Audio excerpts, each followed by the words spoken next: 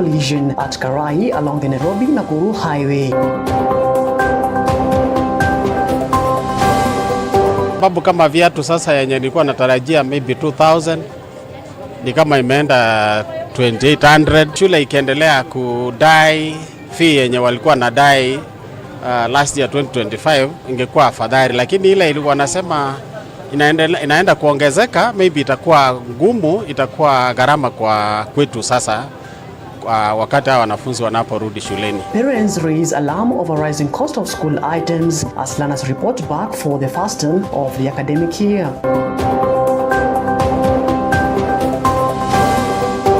The last time tulikuwa na ndugu yangu aliniambia atakuja kunichukua maternity kwa sababu niko due next week.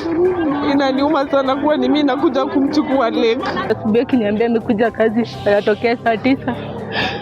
Mimi naongojea mtu wangu nakuja nitoa bali amekufa. This morning they have been able to retrieve the balance of 2 bodies. Grief as bodies of fishermen who drowned in Lake Naivasha are retrieved.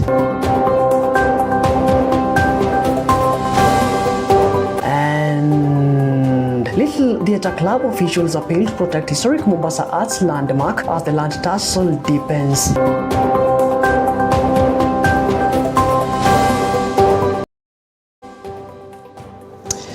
Alright, we're live across the social media platforms, that is on Facebook, on YouTube, and you can as well send us your feedback through our SMS line, that is 23059. My name is Martin Macharia, and EBN Prime Edition starts now.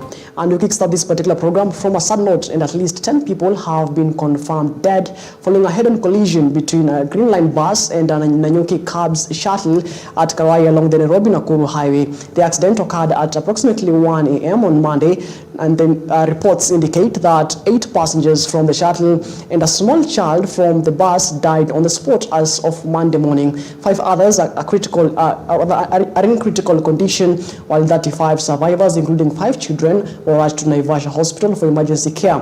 The crash occurred at the same stretch of the highway where former Lugari Member of Parliament Seras Jirongo lost his life weeks ago.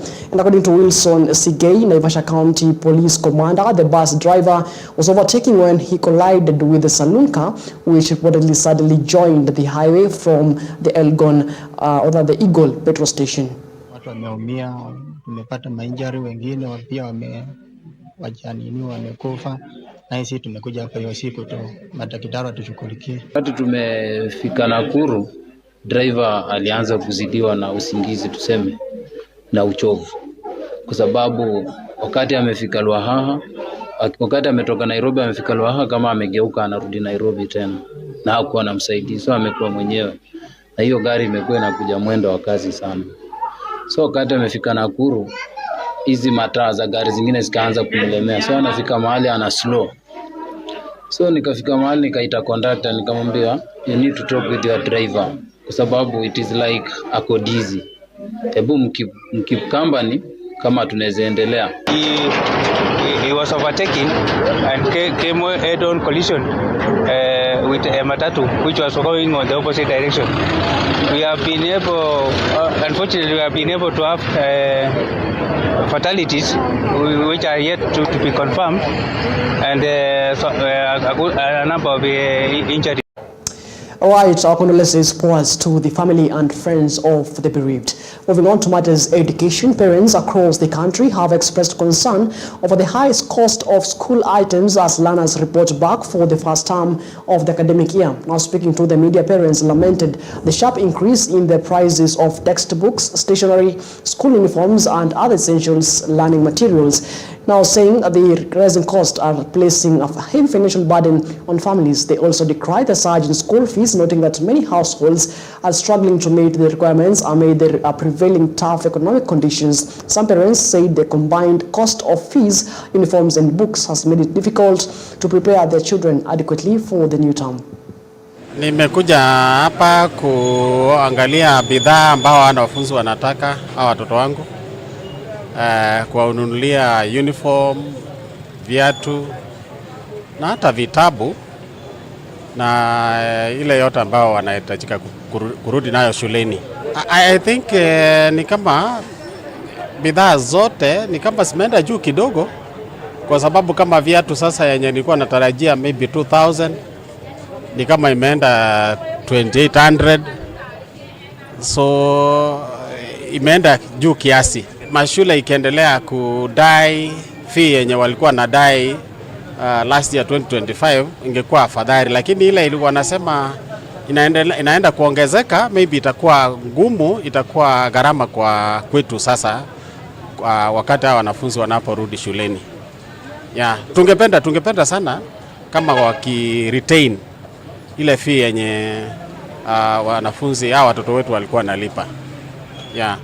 Kama ikiendelea na especially wenye wako na watoto wengi, naona sasa labda hata kukula inaweza kuwa shida kidogo. Maybe that would be our appeal, that let the fee remain, not to be increased. Kuna watoto watatu primary, kuna wawili senior. Alright, still on matters education, Kenya Union of Post-Primary Education Teachers, that is KUPPET's Vice Treasurer Ronald Tonui, has raised concerns of alleged corruption and self-interest within the union's current leadership as preparations for the elections scheduled for the end of January get underway. Now speaking to the media, Tonui accused the current KUPPET leadership of abandoning the interest of teachers and focusing instead on safeguarding their own positions and privileges. He claimed that the union leadership is no longer committed to fighting for the rights and welfare of the classroom teachers. Now, today particularly faulted the recent leadership of the amendments within the union that introduced what he described as prohibitive nomination fees for those seeking elective positions. He said an ordinary member aspiring to contest the executive secretary position at the branch level is required to pay 200,000 Kenya shillings, while those eyeing national office must commit to an additional 500,000 Kenya shillings, bringing the total nomination cost to 700,000 Kenya shillings. And according to Tanui, such amounts are unaffordable for most teachers. The elections of KUPPET kicks off as from 10th of January. I believe the current leadership of KUPPET has served its importance. It has no more interest on the teacher. The current leadership of the union is only there to safeguard their interests. They are no longer keen to fight for the rights of the teachers, to take care of the interests of the teacher.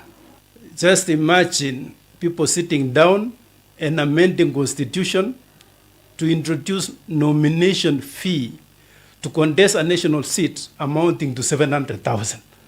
Because for an ordinary member to contest the seat of executive secretary at the branch, they have to pay 200,000 nomination fees. Then move to the national seat after resigning to pay another 500,000. That comes to a total of 700,000. Of course, this is unaffordable to the classroom teacher.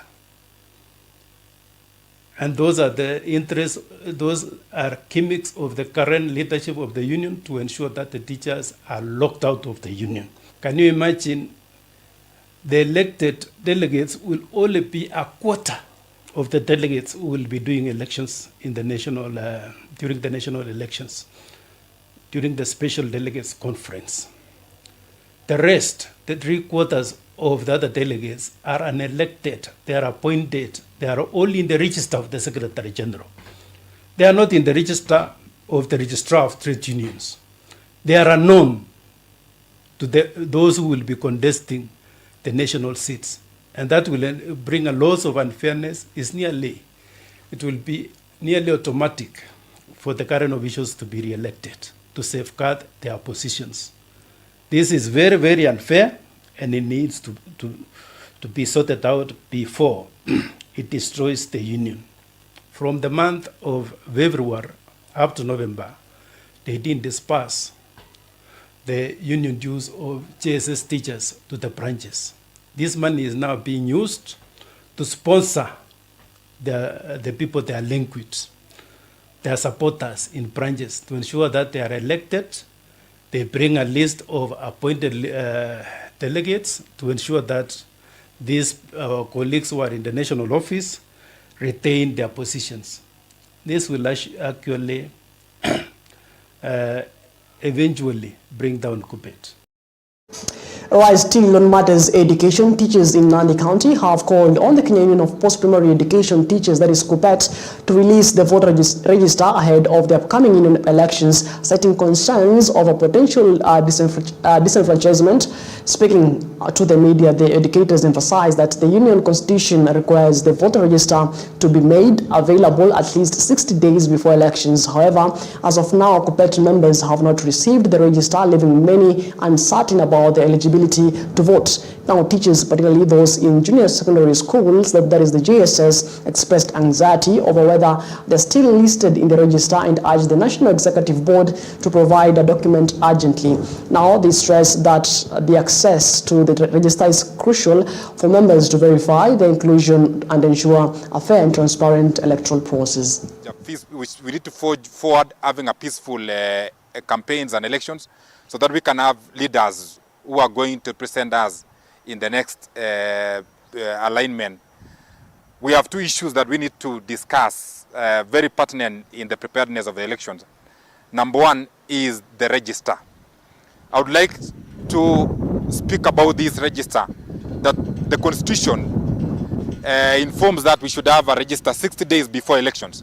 And up to now, KUPPET Nandi teachers have not received the register. We want to tell the National Executive Board that the register should be availed as soon as possible for the members to know and to ascertain themselves that they are in the register. Especially the JS teachers who are still asking themselves whether they are in the register. These people should be able to confirm that they are in the register. And therefore, the National Executive Board should present this register as soon as possible.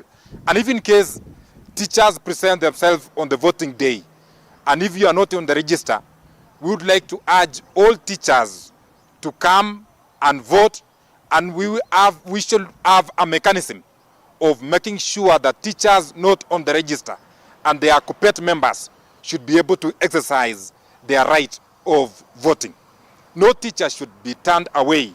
No teacher should be denied to vote because their name is not on the register.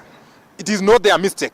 It is the mistake of the office not to avail the register on time and not to capture these members. Therefore, I want to give a word to the National Executive Board that they should avail the register. All right, moving on to some sad story. Families and friends of 4 fishermen who drowned in the Lake Naivasha are mourning after the last 2 bodies were retrieved on Monday, January 5th of 2026, bringing to an end a painful search following a deadly hippopotamus attack. The tragedy occurred on Friday, January 2nd, 2026, when a group of 14 men went fishing on the lake and were attacked by hippopotamus near Kalro Farm, a few kilometers from the landing beach. During the incident, 10 fishermen managed to swim to safety, while 4 were overwhelmed by the animals, and drone rescue operations began immediately after the incident, which county rescue teams recovering 2 bodies on Saturday, January the 3rd. Now, the search continued until today, when the remaining 2 bodies were finally retrieved. Emotional scenes were witnessed along the shores of Lake Naivasha as family members and local residents gathered to watch the recovery exercise. The last time tulikuwa na ndugu yangu, aliniambia atakuja kunichukua maternity kwa sababu niko due next week. Inaniuma sana kuwa ni mimi nakuja kumchukua lake. Acha asubuhi kiniambia amekuja kazi, anatokea saa 9. Mimi naongojea mtu wangu nakuja nitoa habari amekufa.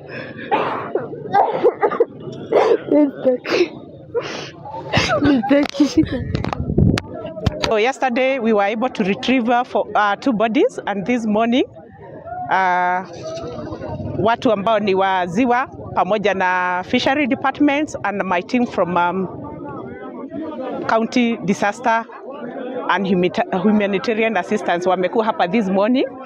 Among the team we have the divers ambao wamekuwa wakienda kwa maji, and this morning they have been able to retrieve the balance of 2 bodies. Kwa hivyo mili 4 ambayo ilikuwa imezama kwa maji imeweza kupatikana na imeweza kukua handed over to the security team for forwarding na kupelekwa kwa mochari. Siku ya jana tulitoa miili miwili, leo tumetoa miili miwili tena. Hao vijana sasa hivi wameelekea kwa morgue. At the moment bado kuna vijana ambao wanahangaika hii kehoto yetu. Na niseme ya kwamba serikali ambaye inaongozwa na rais wetu inafaa ikuje na suluhu ya kutatua matatizo ambayo hawa vijana wanapitia. Vijana hawataenda kupigana na viboko katika bahari. Mashamba ambao vijana walikuwa wanalima saa hii yamejaa maji hapa Kehoto. Hawana solution nyingine. Wako na njaa, wanaona tu ni samaki ndio suluhisho. Tumeona kule Mombasa, our former president alifungua pale Mama Ngina Drive. Ya kwamba akafungua very beautiful place. Ya ambapo vijana wanajishirikisha na mambo mengine, sio uvuvi peke yake. Niseme ya kwamba mumetuachilia, na hii ni resource ambayo ni kubwa sana. Lake Naivasha iko na utajiri mkubwa sana. In 5 years tunapoteza vijana zaidi ya 30. So niseme mimi hawa vijana wasaidike sasa, na the government sasa ichukue advantage of bahari ambayo tuko naye hapa saa hii, ili chukua advantage tutengenezee hawa vijana an alternative business idea. Tuna mziba kubwa wa mandugu wawili wamepotea na mwingine vijana waine sasa. Walikuwa wameenda kuvua ama kutega kujitafutia. So sisi tunasema tu in government ama hata kuanzia serikali yetu ya county, serikali kuu na hata mheshimiwa wetu wa ward. Please tuangalie solution ya vijana. Hawana pa kwenda na wakipata job hawatasumbuana na mtu. Ni waungane waone venye tutasaidia vijana, tutapunguza hii kuaga. Juu lazima wanaenda kule kwa maji, na kule kwa maji ni hatari. Kuna viboko, kuna vitu mingi iko kwa maji. So inakuwa wana risk maisha yao paka wanaaga. Now, away from that, President William Ruto joined residents of Kerio Valley in a Thanksgiving ceremony celebrating the restoration of peace after a period marked by crime and insecurity in the region. Now, speaking during the event, President William Ruto commended the community and security agencies for their efforts in quelling violence and urged residents to avoid the use of illegal firearms and drugs, stressing that such activities hinder development. Interior CS, that is Kipchumba Murkomen, also appealed to residents to surrender illegal weapons and cooperate with authorities to sustain peace in the region. Theft ni ya ujinga, ya kuletea sisi maafa, ya kuletea sisi umaskini, ya kuletea sisi hasara. Usipofanya hivyo, we are going to come for it. Tutakuja kuchukua hiyo bunduki. Na tukikuja kuchukua hiyo bunduki, utakipata. Si nimesema mapema mchana? Muwafikishie habari. Mwambie hawa Murkomen alikuwa hapa, rais akimsupervise, hataki kupoteza kazi yake, rudisheni bunduki ama serikali itakuja kuchukua bunduki hizo kwa nguvu kama vile mheshimiwa rais. Right, moving on, small-scale gold miners in Takwel, West Pokot County have issued a stern warning to illegal mining gangs operating in Orwa, that is Kampi, Karai, Lami, Nyeusi, and other parts of the county, pledging to forcibly expel anyone entering mining areas without authorization. Now, speaking to the media after a private meeting with Kapenguria Member of Parliament Dr. Samuel Moroto, the miners said that only one investor, Koech Sala, currently holds a valid license to carry out gold mining activities in the region. They accused some illegal mining groups of acting under the influence of senior government officials, a claim that has raised alarm among local communities. Yule ambaye tumependekeza katika eneo letu hapa Takwel, yule investor ama mwekezaji ni yule mtu anaitwa Salah. Salah ndiye tumekubali kama wenyeji wa hapa Takwel akuja afanya kazi tukishirikiana pamoja na yeye. Kuna kitu tumeshangaa ya kwamba kuna jamaa mwingine amekuja akasema ya kwamba anataka kulima gold katika eneo hili. Lakini sisi kama committee hatujawahi ona yeye kwa ofisi wetu. Sasa sisi kama watu wa Takwel tunataka kukemea huyu jamaa, hata kama yeye ni nani. Mtu tu mmoja peke yake ndio tunamjua. Mtu anaitwa Salah. Salah peke yake ndio tumekaribisha katika eneo hili, na komiti wote na wakaaji wa Takwel wameamua ya kwamba tunafanya kazi na Salah. So hayo ndio yangu. Wale wengine wote wanataka kusumbua Salah, tuko pamoja kufukuza yeye kwa area yetu. Wanasema yule anafua kiatu, ndio anajua mali kiatu chake kinafinya. Hao tunafuata nao. Kwa hivyo nataka tuniambie ile wizara ya mining wakuja na wasikizane na watu hapa hivi. Hapa hakuna fujo. Ukileta fujo hapa hivi ndio utapata yako. Na mwenyewe utaona. Hakuna mtu anaweza kuja kucheza. Nimekwambia hapa watu wamekufa wengi. Lakini watu wanafumilia kukaa. Kwanza kuna mambo ya security hapa, tunataka ishe. Right, moving on, Mombasa Little Theatre Club, a national monument and a cornerstone of Kenya's creative heritage, is under threat of being replaced by a technical and vocational education and training that is TVET institution, prompting urgent calls for government intervention. LTC chairman Fernando Anwanga said members including artists, cultural leaders and heritage advocates have launched a public campaign to save the club from eviction founded in 1948 by demobilized Second World War veterans. LTC provided a permanent home for the theatre, musicals and performing arts, staged numerous productions for thousands of soldiers stationed at the Royal Navy's Mombasa base. Over its 77-year history, it has grown into a hub for artists, youth groups and cultural enthusiasts, fostering social cohesion and the development of Kenya's creative economy. Take a look. Dear members of the press, the Little Theatre Club of Mombasa has been in existence since 1948 and founded by the demobilized Second World War veterans seeking to establish a permanent home for the theatre, musicals and other performing arts. The initiative responded to a growing cultural need following numerous production staged for thousands of soldiers based at the Royal Navy's Mombasa base during the war. Though the club was formed, it did not have a permanent home until September 1952, when a Belgian businessman, Jean Convax, partnered with Captain Richard Morton to purchase a building on the present site from the Royal Navy. This building was constructed on land owned by the East Africa Railways and Harbours, now the Kenya Railways. In 1958, the trustees paid a sterling pound of 5,500 to acquire this property, formally handing it over to the club's office bearers in July 1971. Since then, the Little Theatre Club has produced thousands, and I mean thousands of plays and musicals for Mombasa diverse community, serving as the coastal region's oldest and most enduring dedicated performing arts center. Now, this is a gazetted national monument in the year 2002 till now, and faces an existential threat. And this campaign today is rallying under the banner hashtag Save Little Theatre Club Mombasa. We are calling for immediate intervention to preserve this pillar of coastal and national heritage. This is not merely about a building. It is safeguarding about the living heart of our creative community of the people of the Mombasa, the coast, and the nation at large. A space born from post-war hope and built by community efforts to replace a nationally gazetted monument and a beacon of arts and culture with a 77-year legacy with an institutional facility is to erase a fundamental chapter of our history. Development and heritage preservation must go hand in hand.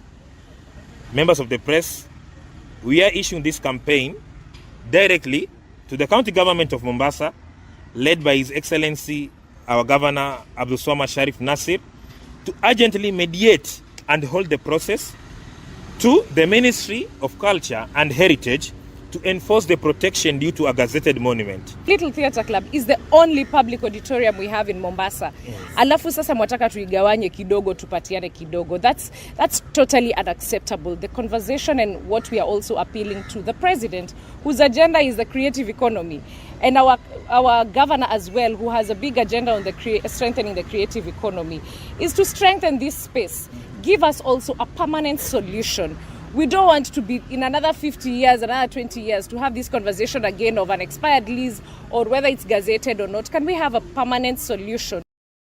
Now, Meru residents have raised alarm over escalating insecurity in the region, blaming elected leaders and government for failing to address the growing menace of cattle rustling and related killings. Now, speaking to the media, community members criticized local authorities for prioritizing political campaigns over urgent matters affecting the safety and livelihoods of residents. They urged elected officials to focus on delivering the promises made during the election campaigns rather than pursuing personal political ambitions. The herders emphasized that urgent action is needed to protect communities and livestock from rustlers and to restore a sense of safety in the region. hatutaki kuongea maneno ya siasa wakati ng'ombe zinaibiwa. Ng'ombe ni kama kahawa yetu. Sisi hatuna kahawa ile tunapatanga pesa. Hatuna majani. Ng'ombe yetu ndio inatusaidia na shinda yetu ni ng'ombe yetu kuibiwa. Kila wakati. Wakati wa sikukuu imeibiwa ng'ombe zaidi ya 500. Na watu kuuawa. Na tuyaisikia rais akisema hata kitu gani? Kila siku ng'ombe inaenda. Tuko na MP wa Mero 9 na seneta 1 na huyu mama wa kina mama huyo naye anaitwa Karai na hakuna wowote anaongea maneno ya ng'ombe. Kwanza sisi Tigania East ndio na Tigania West ndio wanashindwa sana na Igembe North na Igembe Central. Hiyo watu wote MP wanakuyanga huko wanaita watu wanasema tu tamu, lakini hakuna yule mtu anaongea maneno ya ng'ombe. Ng'ombe inaenda au kama vile tutafuata, wote wanakimya. Maneno ya operationi Kithure Kindiki alikuja akatuambia itakuya. Murkomen akatupatia siku 12 akasema operation itakuya. Hakuna ile ilikuya na alikataa. Lakini tunajua tu makatero wale wote wanaiva ng'ombe wako huko ndani ya serikali. Na tumezika watu wengi sana. Vijana wameuliwa wakiwa wamechunga ng'ombe. Kwa hivyo hadi saa hii tunahesabu ng'ombe kama 5000 zile ambazo zimeenda. Now mambo ya ajabu ni kwamba tuko na MPs all those regions in Meru County. Tuko na MP Tigania East, West and Imenti kule pande za Bore, tuko na Ridekiri, tuko na Mtani Kiele hapa Igembe Central. Ndio nauliza ng'ombe zetu zimeenda na watu wamekufa. Hatunjasikia MP yoyote akiongea. Swali ni kwamba kwani wanajua kile kinafanya ng'ombe ziende? Wanajua ni nani wameenda na ng'ombe? Hivyo basi saa hii tumefika January, watoto wanaenda kurudi shule, wazazi ng'ombe zimeenda, hawana kitu ya kupeleka watoto shule. Na alafu tunasikia MP wanatembea huko wakiimba tu tam. Did we elected the choir masters in the parliament? Sisi we elected the member of constituencies who are going to represent us in the parliament. Kwa hivyo Bwana Ruto asikie hii sauti ya kwamba hata kama wanaimba tu tam, kwa ground ya tuimbi tu tam.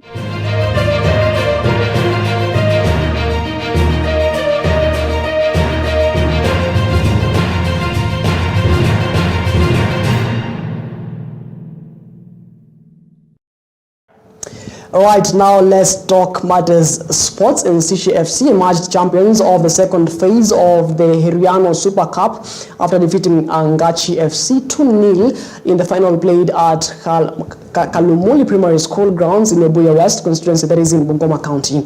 Now striker Shadrack Wanyoni was the hero of the day, netting both goals in the second half to seal a convincing victory for Sishe and to hand them the title. Now the tournament brought together 8 teams, all of which were rewarded with footballs, uniforms and medals in recognition of their participation and performance. Now speaking after the final tournament, sponsor Lucky Heriano said the main objective of the competition is to nurture grassroots football talent and identify promising players at the community level. Now he added that the Super Cup provides a platform for young players to showcase their skills and gain exposure. Ngacha amekuwa timu nzuri from first half. So first half mimi nilienda nikampigia those short balls touch, akakubali kuingia kwa game yangu. Second half imekuwa tu simple, just ni change, icheze long balls na game ikabadilika. Napenda vijana wangu wapo wananisikiza, ni wasikivu sana. Ukimwambia cheza hivi atacheza hivyo. Ukimwambia cheza hii style nyingine atacheza hii style nyingine. Imekuwa simple na maana leo Mungu amenitunuku ushindi huu mkubwa sana. Hii tournament imetusaidia sana kukuza vipaji katika mashinani na kijana yetu kutukumbuka, kutusaidia kama community ya Halumuli. Amejitolea sana sababu ukiangalia pesa yenye ametumia kwa hii tournament si kitu ya kawaida. Nimhongere sana kijana Lucky Heriano, manake hii ni awamu ya pili ya mashindano haya Heriano Cup, na nimemnongonezea nikamwambia kwa hali hii haya mashindano yatakuwa makubwa sana hata kuliko huu uwanja, manake vijana wamekuja, unawasikia wale wanaotangaza, zile ni talanta zile za kukuza watangazaji, hawa wanaocheza sio kutuzwa tu lakini kuangaziwa kwenye vyombo vya habari, na waandalizi hawa ambao pia wamemshika mkono Lucky Heriano. Si tunamtilia dua kwa sababu si wengi ambao wana muda wa kuandaa shughuli kama hii. Watu wengi wanakuja mashinani kusherekea na familia zao na labda kurudi mjini, lakini Lucky amejituma akajinyima angalau kuwaleta pamoja hawa vijana wasirukeruke kule, wengine wakitumia mihadarati waje wahusike katika mashindano kama haya. Kwa hiyo yanaandaliwa mashindano kama haya, lazima sisi tujitokeze, na kwa niaba ya mwenzangu Lucky Eriano tunamtilia dua, tunasema asante sana na tunawatakia kila laheri watakaoshinda mashindano yale. Tumekuwa na timu 8, 3 za watoto wa kike, tumekuwa na timu za under 17 pia zimekuwa pale, na basically tunasema kwamba we are giving back to the community, na pia kuacha vipaji. Tumekuwa na makocha kutoka timu mbalimbali za FKF, na pia kuna ushirikiano kutoka kule Tanzania kuhakikisha kwamba waki-identify talent hapa wanawapeleka katika nchi za kule nje, na pia angalau ligi zetu hapa nchini Kenya. Na tumeona kuna vijana wamejituma sana hapa nyumbani. Nafikiri kwamba ni swala la muda tu, lakini tuna vipaji, na sasa ukiangalia katika timu zetu za ligi kuu kandanda, angalia FC Leopard, angalia Gor Mahia, Nairobi United, APS Bomet, kutaja tu baadhi, wachezaji wengi wanatoka huku nyumbani. Ingo, Kakamega, Bungoma ni makao makuu ya kukuza vipaji. Kwa hivyo ningependa tu kurai uongozi wa FKF, kurai viongozi na washikadau wa kabumbu tufike mashinani, maana yake nimejua kwamba vipaji vipo mashinani, ila tu wanakosa.